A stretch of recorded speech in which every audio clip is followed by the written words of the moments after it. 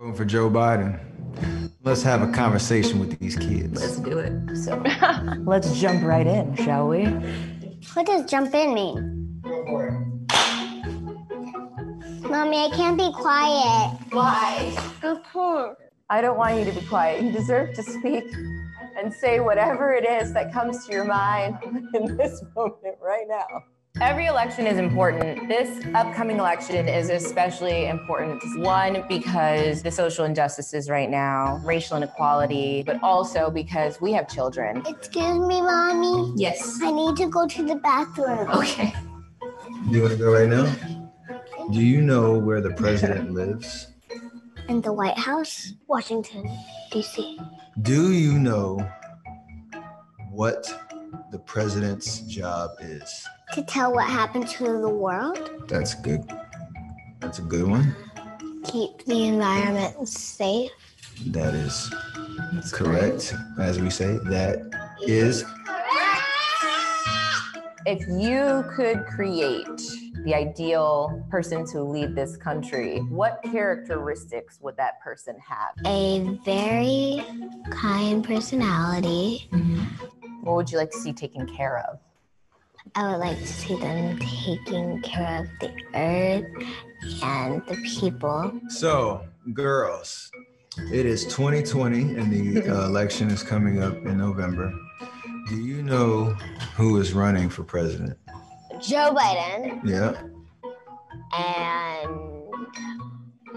Exactly, that's it. This video's over. What would you say if you knew that Joe Biden was going to have a woman as his vice president? surprised, like happy. Why? There's like not a lot of like women help like being president and helping alongside the president. Mm-hmm. How important do you think your faith is in the way that you live your life? Really big, because I'm grateful for all the things that I have and that I love my family. And with that said, everyone, we really thank you, one, for listening to this very candid conversation with our daughters. And we just want to encourage you to truly do your research, think about your own homes and what you'd like to see projected out into the world in the right direction is making sure that you vote this election for Biden. Whatever you do, please vote. Every vote counts. Just remember that. You gonna dance out? Here, that made a lot of people happy. I just checked Twitter. People loved that. They all wish Riley Curry could vote. So cute. She looks just Those like kids have a lot of personality. They have do. That Riley. They have their hands Yeah. full, but they're so cute. That's such a beautiful family. Yeah. They do.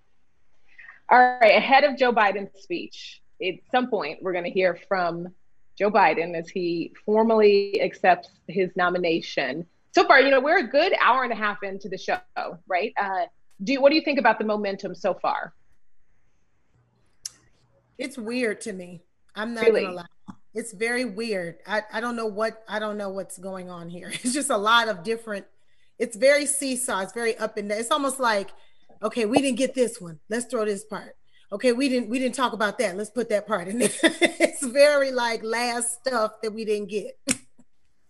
Yeah, the other nights kind of felt a little more paced well, that they moved quicker. And I don't know if it was that the speakers that we were looking forward to were such big names that we were just excited to see them. Tonight feels like it's moving a little slower and doesn't have as many moments to kind of revel in, and definitely feels like a seesaw. I'd agree, SYLEENA, where it's kind of like, all right, we love this moment and this moment kind of drags and it's questionable. It's interesting that this would be how they round out the week. Right. Maybe. Do you think that this, Claudia? Maybe they made last night so bomb, and then you can't really follow up after that. You make the beginning of this kind of like and then the bar is nice and low. And then when Joe Biden comes out, we're like, yay, we feel good again. Mike, that was going to be my question. Do you think it's strategic to have it stacked like this? Just kind of, slow paced, quiet, calm until Joe Biden, leading up to Joe Biden. I think too, we have heard, we already know what Trump has done and what he hasn't done and what needs to be done. Like, we have been hearing this 1,000 times, and it's like, how many times can you hear how terrible Trump is? Like, he's already shown us, 18,000 people have already talked about it, so I think it's just becoming redundant, and they're trying to throw little things in there to kind of like spice it up. And just buy time. And I think it's harder because, we're on a social platform. So it just feels different because we're not able to really be in the DNC like we're used to being. So it's just hard trying to keep the attention of people on this type of platform. And then maybe they should have shortened it up for this last night and just really had, Joe come out and just say, what he needs to say. And that's it. Because last night was like, drop the mic. But on the positive side, right? Okay. All the star power that came through, the great speakers that we love, that were like amazing, right? We've had some really good people come through. Do you think the Republican convention will be anything near this? Like, this is the best the DNC can do, and they put on a great convention. I've been there. I've cried at them. They are very, very moving. The Republican convention, if you think this is not inspirational tonight, just imagine how dry, how dehydrated, how weak. It's gonna be so vanilla, how sugar-free, how bad potato salad next week gonna be. You know what I'm saying? Like, we gonna be all right. And this convention is not to make us, we're in the bag. It don't matter what Joe Biden says tonight.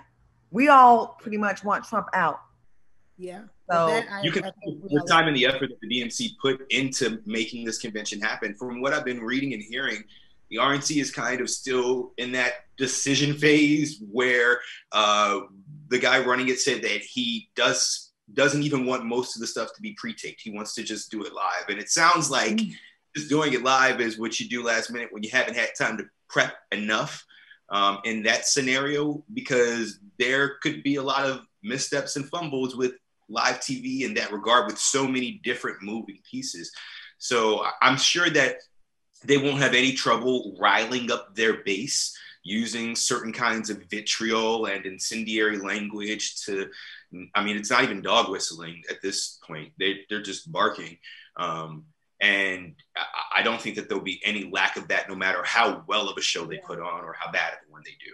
Please. It'll be interesting to see. Live. Please let it be live. Please go off script, because when Donald Trump goes off script, we're going to hear the same 4 words, big lead, the most tremendous, no one's ever done it like this before. He's going to say the same few phrases. It's going to be horrific. It's going to be bad news. I might even watch it. It'll be interesting to see who's willing to come out publicly after this first term, right? They all were at the end of this first term. And even before, people were supporting Donald Trump in private. A lot of people, obviously, you see the rallies, you see the support. A lot of people totally fine with it in public, but it didn't match the polls. People weren't even willing to say it to a pollster, but they were willing to vote. And it'll be interesting to see, as far as business leaders, any celebrities, who's willing to come out and publicly, give their time, their face, their name in support of Donald Trump after this, what this first term looks like. You think Diamond and Silk? Might be there.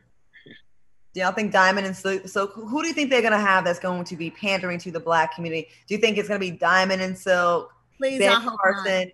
I hope not. You can't announce a Kamala Harris and have Diamond and Silk down to the RNC. They're willing to. I'm sure they've been riding. I need them to sit down. I need them to sit all the way down for the RNC. Just wait till later. Something else. They did get fired by Fox. Embarrass me as Black women. They got fired. Their show got canceled. They're an embarrassment for me. They're a no for me, dog. I can't do. They're a no for me, dog. First of all, there was a whole group of people dancing and very it's like Players Club. Like, it's the Players Club. I don't know, like the grandmothers from Players Club. I don't understand their names, first of all, and I don't understand. I know the reason why Trump chose them, because he wants us to look bad. Yeah. He wants us to look bad, which is why you endorsed the foolishness of Kanye, even though I love Kanye, but what he's doing, you endorse that because it ultimately makes our people look bad.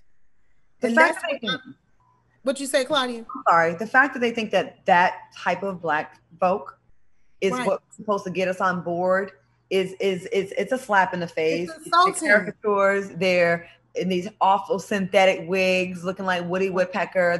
They're terrible. They live up to every stereotype, every mammy stereotype and hood rat stereotype. And be mad at me if y'all want to. You know I'm telling the truth. Like, that's an insult. I used to work on a game show. The Price is Right, I'll say it. And sometimes the Black folks that they would pick would be the one, just carrying on when you have a perfectly like well-read, classy military man standing right next, but they put those goofy, representations of them on TV. Listen, I'm all for balance. I mean, all types, but give us some balance. And when if you think that is what's getting the Black vote, like, shame on you to think that that's all we are. Shame on you. Yep. And that's why I just pray that they're not there.